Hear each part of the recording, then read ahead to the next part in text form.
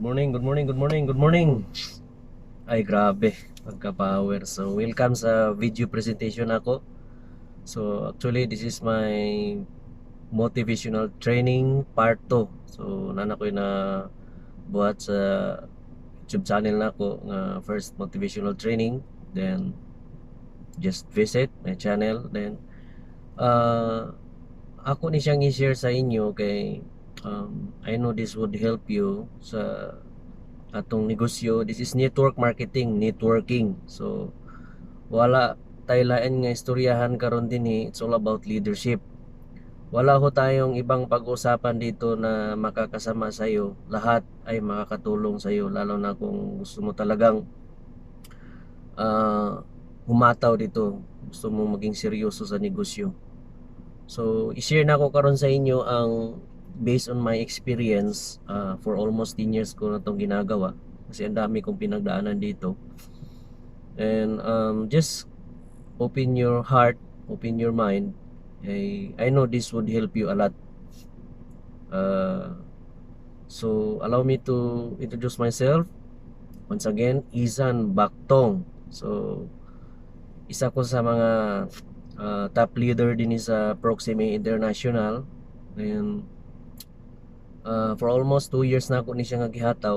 Daghan pag ko og kining experience, daghan ko og mga ups and downs. Then muna akong i-share sa inyo karon kay kining nga negosyo actually dili ni siya basta-basta.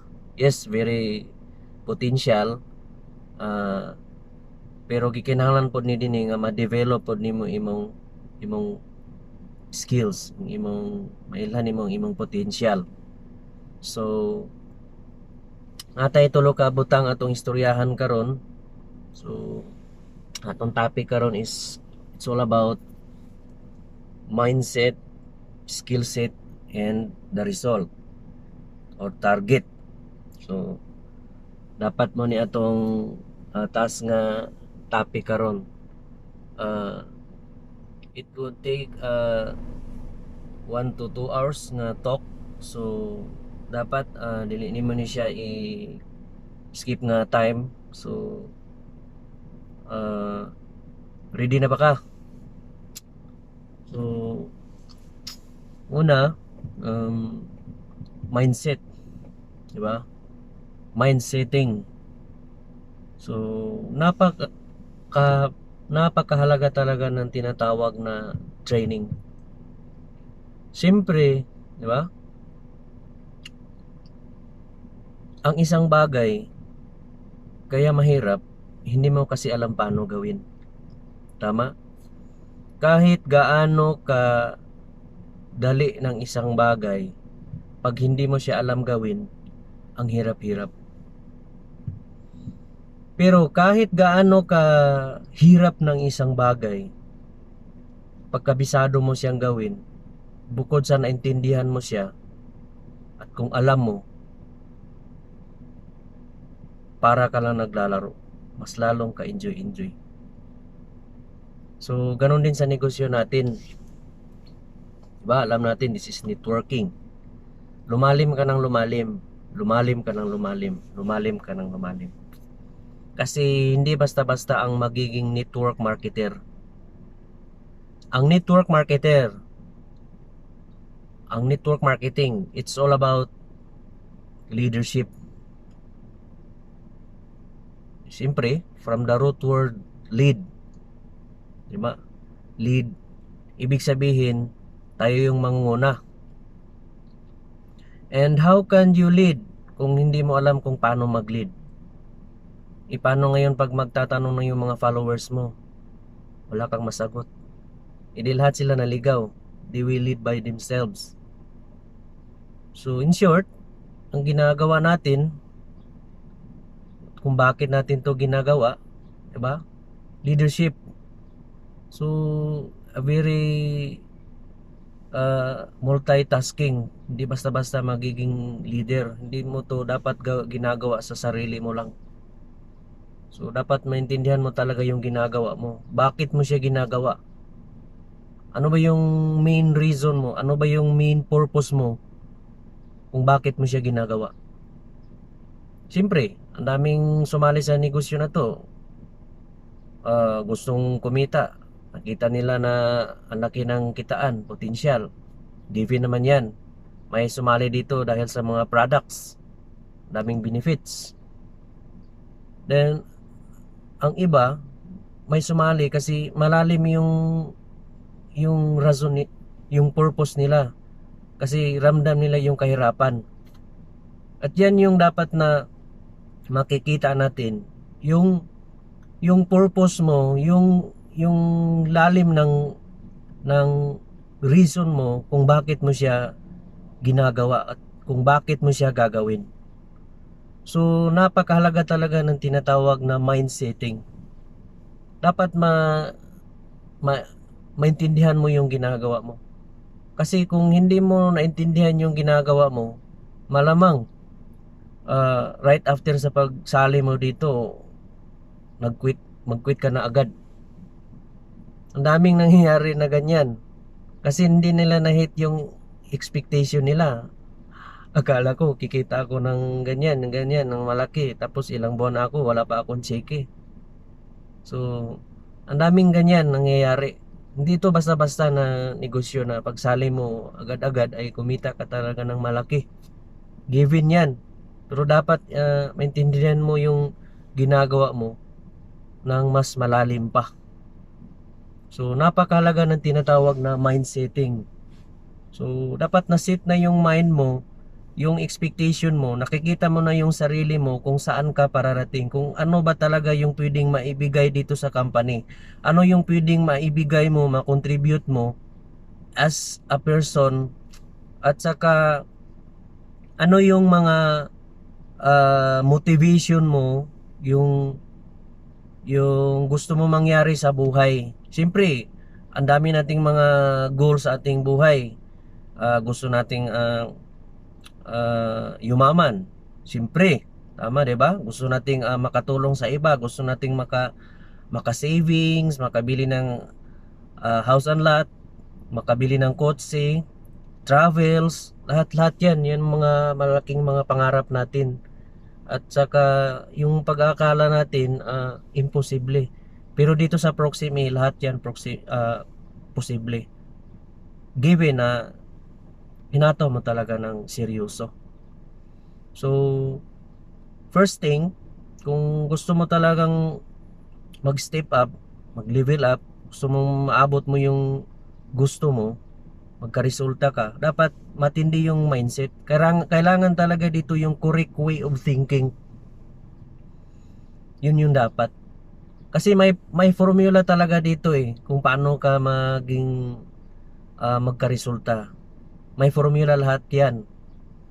Tama 'yan, 'di ba? Kung magluluto ka, may formula 'yan kung gusto mong masarap yung niluluto mo. Tama? 'Di ba? Ang daming mga ingredients. Katulad na lang ng nagluluto ka ng mga example. Ano ba yung mga favorite mong mga luto? 'Di ba lahat 'yan na may mga ingredients. So lahat 'yan naka-formula.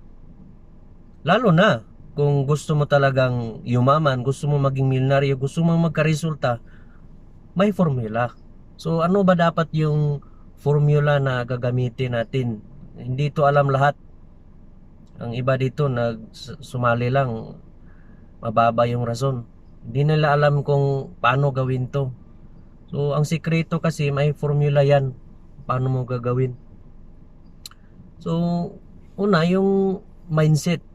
Kasi kung right mindset ka, at saka may skill set ka, tamang skills yung ginagawa mo, may right attitude ka, may right belief, at saka yung commitment, dapat yan, yung commitment natin, at saka yung determination mo, importante yan, yung excitement level. So baka ngayon hindi ka na excited, so ang daming pwedeng may update sa system natin na mas palakihin pa for our good sa ating mga members dito, mga leaders dito sa Proxime A. So dapat yan, may excitement ka, may focus ka din. Lalo na goals, may goal-oriented ka. So, yan yung pinaka mahalaga dito na malaman sa lahat, yung tinatawag na formula. Kaya kailangan talaga dito yung correct way of thinking, yung mindset mo, positive dapat yung mindset mo. Hindi pwedeng on off ka. Ngayon positive ka, bukas lobat. Oh.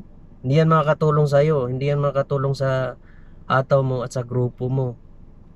Lalo na kung nagsisimula ka pa lang, ang daming duda, doubts and fears, hindi yan makakatulong sa pag-aasenso. I tell you.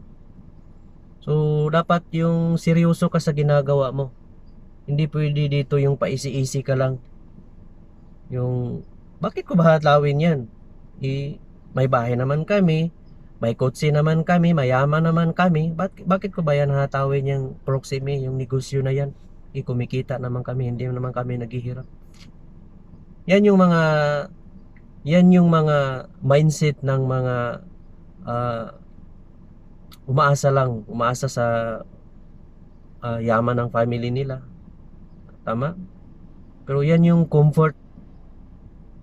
Comfort is a nice place to stay, but there is no growth there. Tama?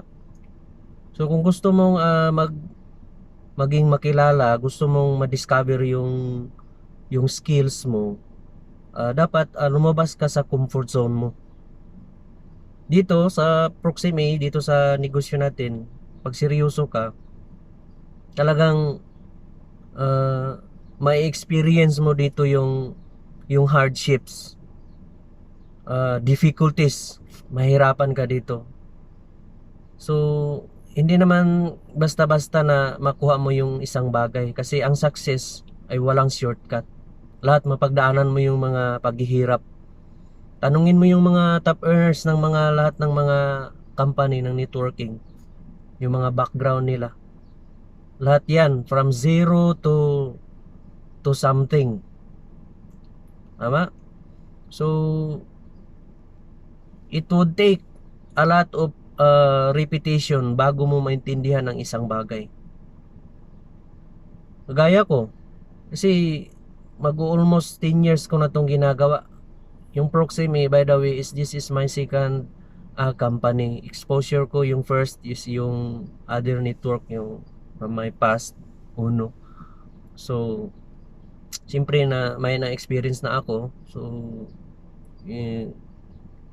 ini-edit ko na yung mga past ko, lalo na sa pagbibuild ng network, paghataw. So ang dami ko talagang pagkakamali. So ang pagkakamali hindi naman talaga masama, pero alam mo na alam mo na masama, inuulit-ulit mo pa. Tama? So yun yung masama. Alam mo yung mga dapat na i-edit, huwag mong dalhin. Una, yung attitude. Usapan natin yan sa part yan ng skill set, attitude. So minsan akala ng grupo natin tayo yung makakatulong sa grupo natin, pero minsan as a leader tayo lang din ang nagpapabigat. So may mga leader din na minsan dapat sila yung makakatulong sa grupo, sila pa yung nagpapabigat. Alam mo yun. Alam mo yun, boy. Tama? So ang attitude dapat dito, yung dapat palagi kang positive. Kung may negative yung grupo, may nalulubat, so ang challenge natin as a leader is tayo yung full charge, para kung may maging malubat dyan, mga leaders natin, mga members natin, dito sila magcha-charge sa atin. Minsan paano sila mag-charge sa atin, mismo makikita yan sa atin, naghihirap tayo. So yan yung challenge, yung attitude natin. Ang daming sa attitude natin na dapat ma-develop, yung pagiging positive natin. So dapat choose to be positive. So kung may problema tayo na pinagdaanan ngayon personally, so normal naman lahat yan magkakaproblema, pero it's all about handling your personal problems. So dapat yung character as a leader, iwasan talaga natin yung mga yung magdadrive sa ating emotions, yung negative, yung inferiority, yung mindset na para lang sa kanila yan, hindi ko kaya yan, malaki yung problema ko, hindi ko magagawa yan. Weak, weak, weak talaga na leadership yan. Hindi ka magtatagumpay kung ganyan yung attitude mo, I tell you. So napakalaga ng tinatawag na attitude. Dapat 100% positive ka. So kung ano mangyayari sa negosyo mo, sa grupo mo, dapat ikaw mismo solution finder ka. Ang tunay na leader ay solution finder. So importante talaga yan, yung mga bagay na i-develop mo sa skills. So yun yung attitude. Next is yung belief. Naniniwala ka ba sa sarili mo na makukuha mo ang bagay na gusto mo? Naniniwala ka ba na magiging top earner ka dito sa company? Naniniwala ka ba na yumaman ka o masinso ka? Naniniwala ka ba na magiging isa ka sa maging top leader? Naniniwala ka ba sa company natin na magiging leading company sa industry? Naniniwala ka ba sa mga grupo mo, sa mga leader mo, sa mga compensation plan natin? Naniniwala ka ba? Nakikita ka ng malaki. Naniniwala ka ba na matutulungan mo yung mga ibang tao, yung grupo mo? Lahat yan paniniwalaan mo, kasi kung hindi ka maniwala sa sarili mo, hindi yan mangyayari. It's all about nag-start yan sa sarili natin. Kasi you cannot convince people kung ikaw mismo sa sarili mo hindi ka convinced. Tama? So dapat believe ka, maniwala ka sa company natin, kasi nagsisimula pa lang tayo. Maniwala ka sa commitment mismo, maniwala ka sa lahat, lalo na sa Panginoon. We have a superior high being. Depende na yan kung ano yung superior beings mo. Pero importante, maniwala ka, believe in yourself na kaya mo to, kaya mong maging isang leader. Kasi hindi basta-basta ang word na leadership. Daming dyan, leader-leaderan lang, wala namang resulta, puro pabigat. So hindi ganyan. Ang totoong leader ay yung kahit na nahihirapan ka, pero kaya mong gawa ng paraan. Hindi basta-basta na naka-experience ka ng mga bigat na bagay, tapos sasabihin mo na sa sarili mo na ayaw ko na, give up na ako, quitter ka, loser. There is no such thing as failure, only giving up. Kaya masasabing nag-quit ka, kaya masasabing failure ka kasi nag-quit ka. Kasi kung hindi ka lang nag-quit, tinuloy mo, imposible hindi ka magka-resulta. Yun yung dapat na malalaman natin as a leader, as a network marketer, as a professional networker. So importante yung attitude, then of course yung follow na yung belief mo. Then ang pangatlo is yung commitment. Importante din yung commitment. Kumusta yung commitment mo? Kumusta yung commitment mo? Hindi basta-basta na mag-commit ka dito yung puro words lang. Dapat may word of honor ka. So dapat mag-commit ka sa sarili mo na 1 to 3 years from now, or even 5 years beyond. Hindi lang basta-basta na months mo lang itong gagawin yung negosyo. Dapat you have to commit yourself na magiging may makontribute ka dito sa industry, lalo na dito sa company natin. Hindi lang basta na sumali ka dito na kikita ka ng ganyan-ganyan yung amount. Small commitment yan. Dapat buwis buhay yung commitment natin. Kung kayang ibigay ng company ng mga opportunity na kikitain natin sa iba or sa labas dyan, pwede namang ibigay dito yan sa company natin.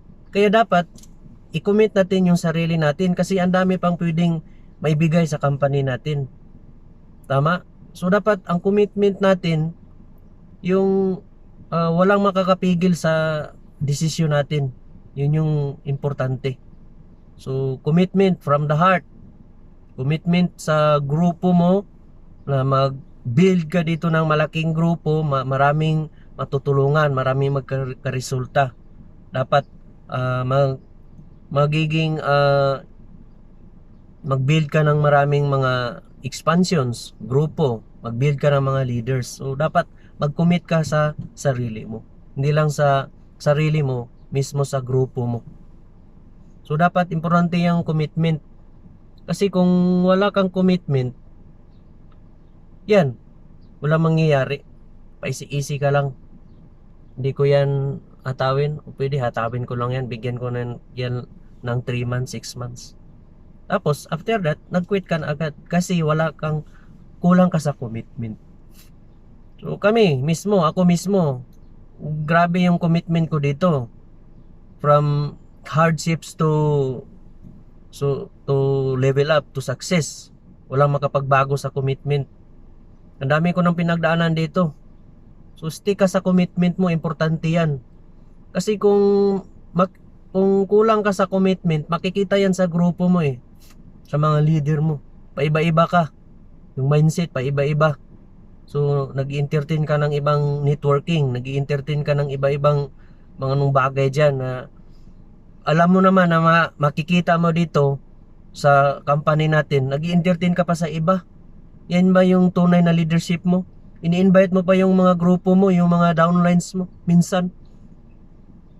Nako, kulang ka sa kulang ka talaga sa pag-intindi sa negosyo natin. So commitment, dapat grabe yung commitment mo dito. But may word of honor ka.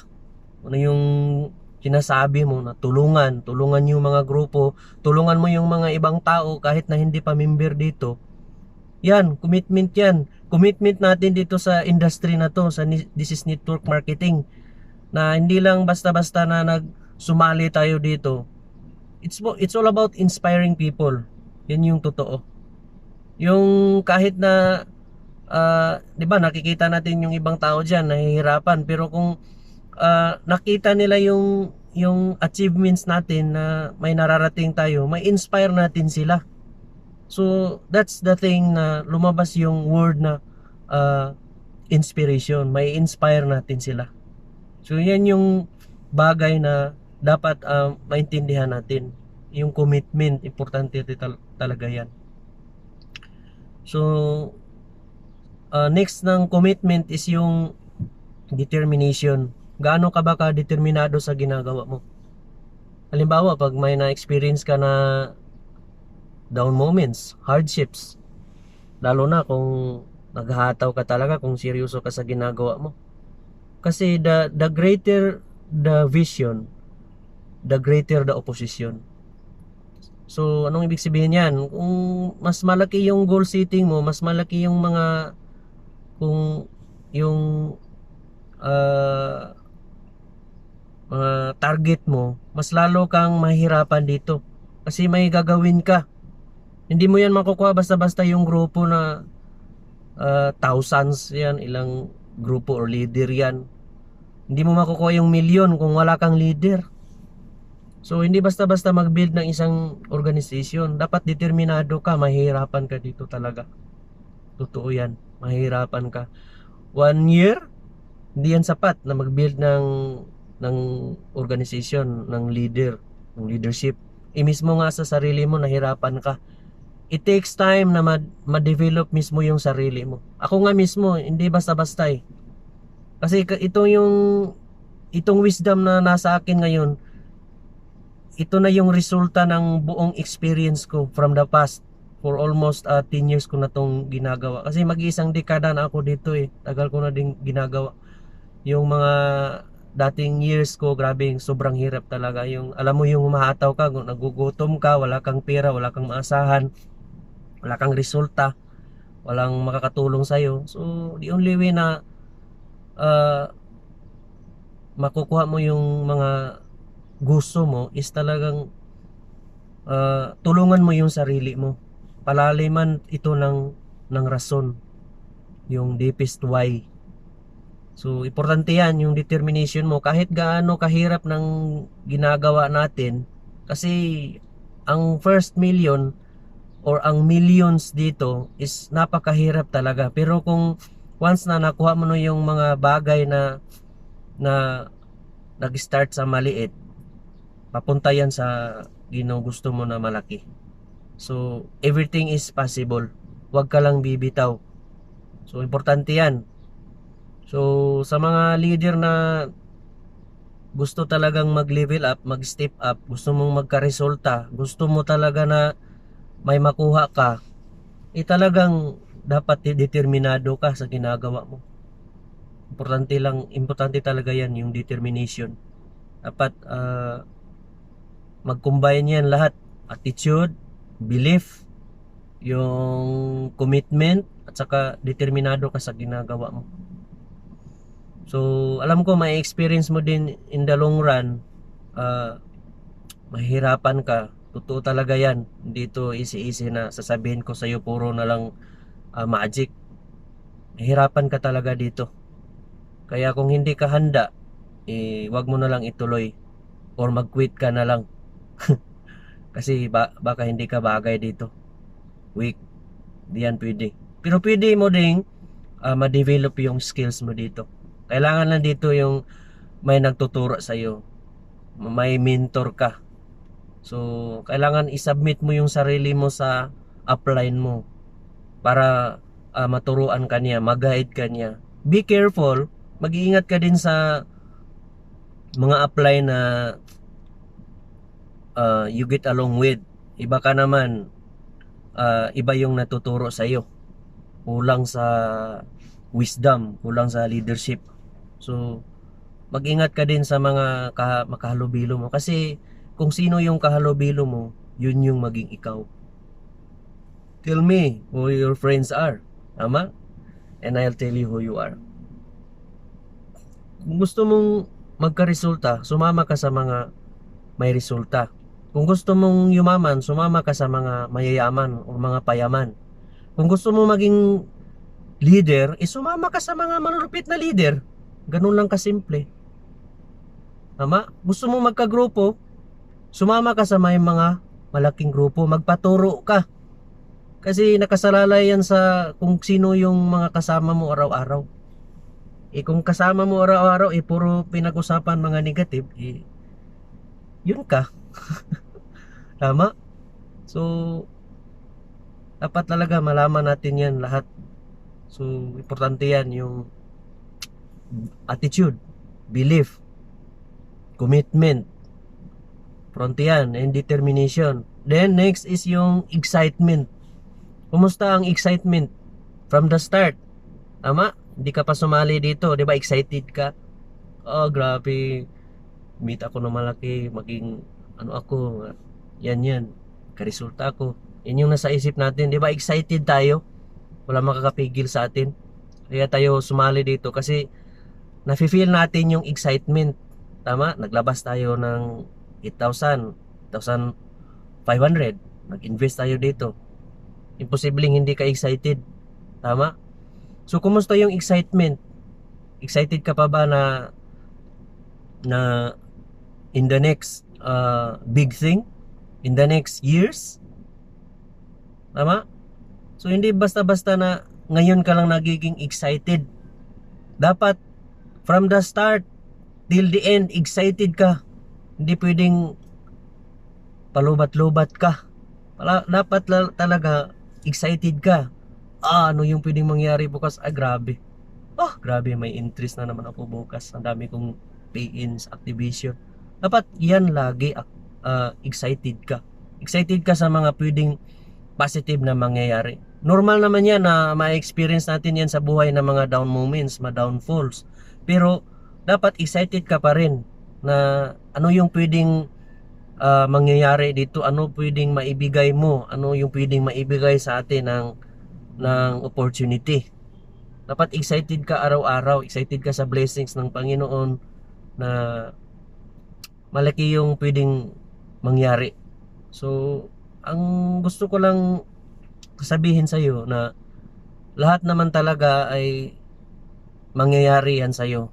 Kung gusto mo talagang magka-resulta, ano ba talaga yung gusto mong maging resulta?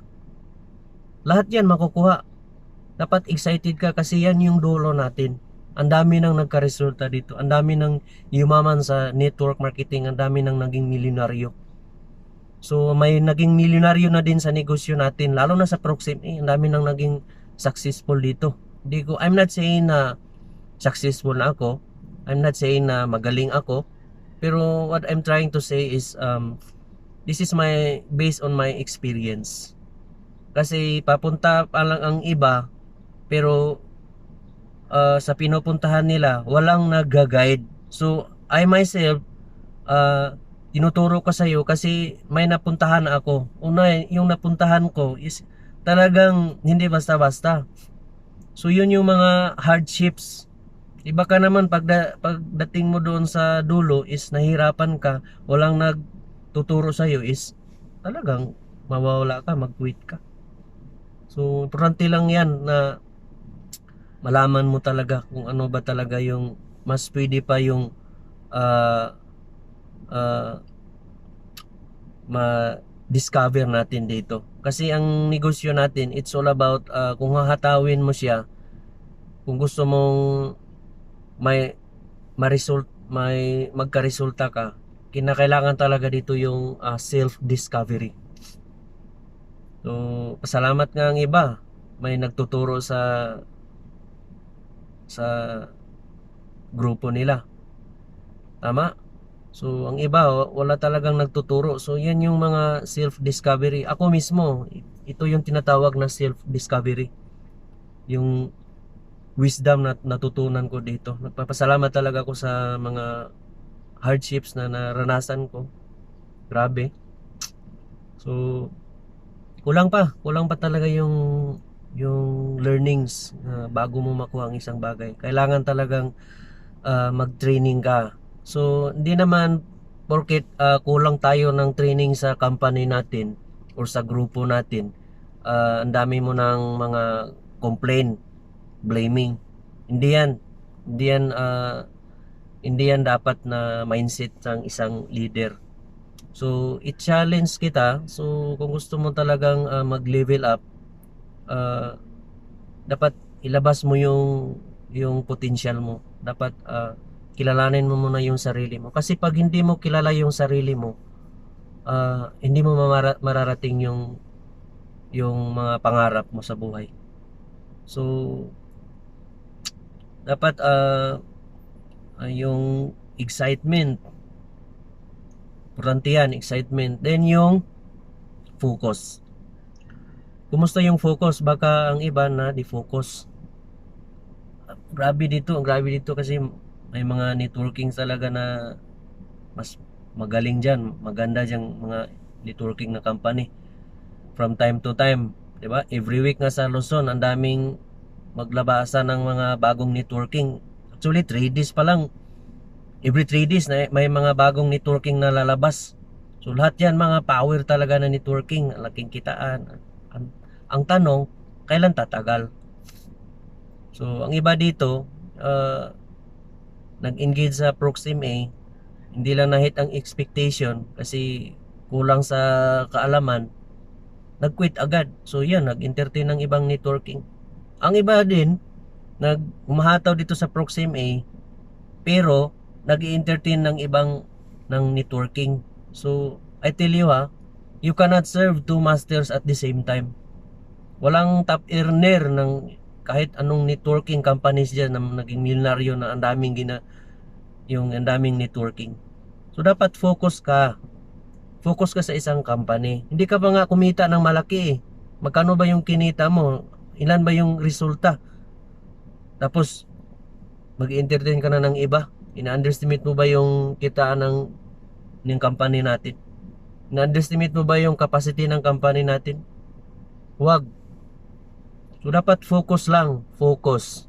Finish one course until succeed.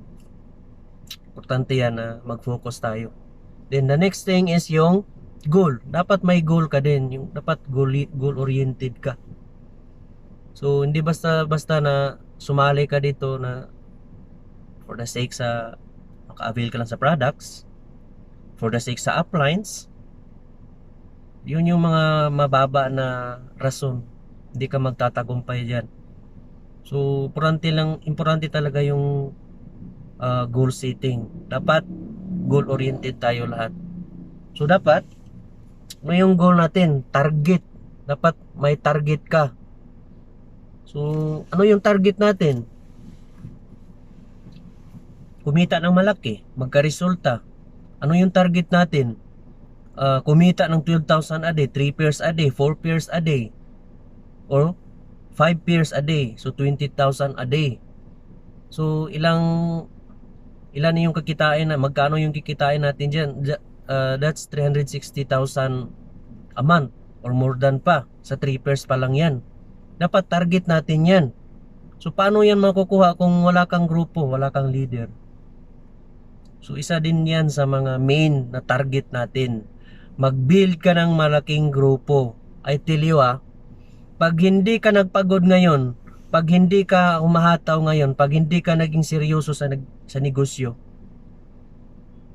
habang buhay kang maghihirap. Totoo yan. Kasi walang makapagbigay na opportunity ngayon na system na pwede kang kumita ng milyon sa halagang 8,499 or 8,500. Yan yung key na or susi na para mabuksan mo yung doorway ng pangarap mo. Kikita ka ng malaki dito. Walang ibang makapagbigay dyan kundi dito lang sa system natin. So dapat target natin yan, bawat isa. Each one dapat makaduplicate ng 2 leader, left and right. Importante talaga yan. Kasi kung wala kang leader dito, mahirapan ka. So, leader, madali lang yan. Basta wag ka lang tumigil. Ituloy mo lang. Araw-araw mo itong ginagawa. Nagpo-prospecting ka. So, ililista mo yung mga kakilala mo at saka hindi mo kakikilala. Araw-araw mong ginagawa yan. Naglalatag ka, nagdirect selling ka. So, tsaka yung appointment, dapat magaling ka ding mag-invite. So, when you invite, don't convince people. Attract them. So, we're not convincing people actually. In-attract mo lang. Makikita yan sa'yo na grabe. May resulta siya. Na-attract ako. Sumali ako sa kanya. Yan yung dapat na makikita sa atin. So mirroring, tingnan mo yung sarili mo. Baka alam mo na yan, pahirap yung aura, pahirap yung dating natin. Sino ba yung sasali diyan? Yun yung ang sasali diyan, yun yung katulad mo din. So dapat level up yung mga connections natin. Itatap natin, kunin natin yung mga potential na mga market natin. Huwag mo i-underestimate. Kunin mo yan. It's either kunin ng iba or kunin mo mismo. Tama? Go home or go big. So, yan. I hope na may malaking bagay ito na katulong sa'yo. So, I hope na hindi lang basta na naintindihan mo siya at saka bigyan mo talaga ng isa puso mo siya para masaya ka sa ginagawa. Kasi pag hindi ka masaya sa ginagawa mo, hindi ka magtatagumpay dito. Love what you do. Do what you love. Ni Steve Jobs, diba? So, ang dami ko pang pwedeng sabihin pero hindi pa talaga sapat yung oras. Alam ko, tamad-tamad ka dyan na makinig sa training na to. Kasi hindi naman talaga madali eh. Ang dami ko pang pwedeng sasabihin na para mas lumalim pa yung pag-uusapan natin, para mas maintindihan mo pang buo yung gagawin natin dito. Kasi ang negosyo natin hindi naman siya ganun kahirap, hindi din siya ganun kadali. So, dapat prospecting ka, yun yung basic natin na gawin. Araw-araw prospecting, huwag kang titigil, huwag kang bibitaw, huwag kang papayag na wala kang prospect araw-araw. Facebook, dami nating kakilala. Tama? Then mag-invite ka. Hindi pwedeng invite ka ngayon, bukas wala kang invite. Lilipas yan ng ilang days. Nako, tatamad ka na dyan. Magquiquit ka na dyan. Dapat everyday mo siya ginagawa. Make it a habit in 21 days. Kung gusto mo talaga na magiging recruiter ka, builder ka, araw-arawin mo siya ginagawa. So, ang pangatlong tips na gagawin mo, 'di ba? Prospecting, inviting, presenting. Dapat magaling ka ding mag-present ng business, maglalatag, mag-orient. So, hindi porket nagsisimula ka dito, hindi mo kayang gawin. So, ano ka din, ask your uplines for guidance. Paano to gawin yung negosyo? Then, step up. Ipakita mo yung leadership mo. Hataw. Everyday ka hataw. Hindi pwedeng hindi ka hataw. Talaga. Gusto mong magka-resulta tapos wala kang gagawin? Gusto mong kumita ng malaki tapos wala kang gagawin? Nako, paisi-isi. Wag mo na lang ituloy. Kunyan yung mindset. Then, of course, yung sponsor.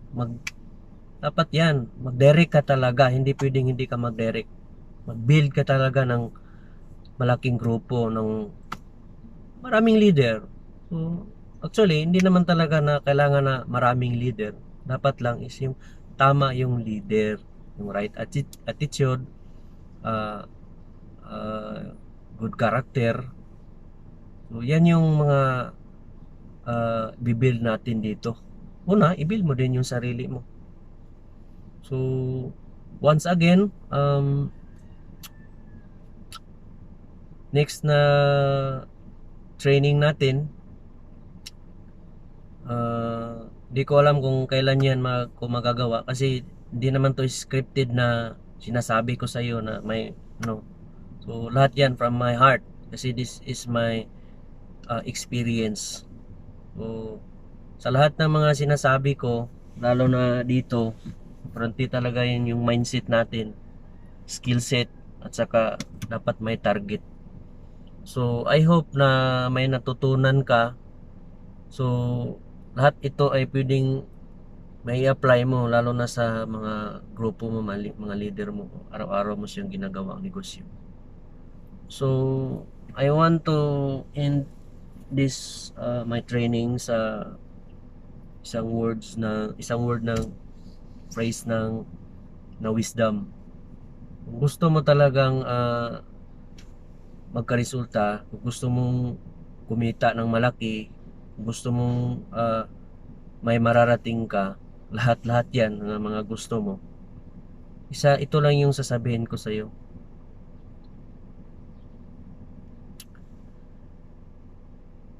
If people, if the ano yun sa English yan, if the blind leads the blind, both shall fall into the ditch. Dapat maintindihan mo yan ng mas malalim pa. Wisdom yan. If the blind leads the blind, both shall fall into the ditch. So alam natin this is leadership. So pangalawang closing na i-share ko sa iyo is yung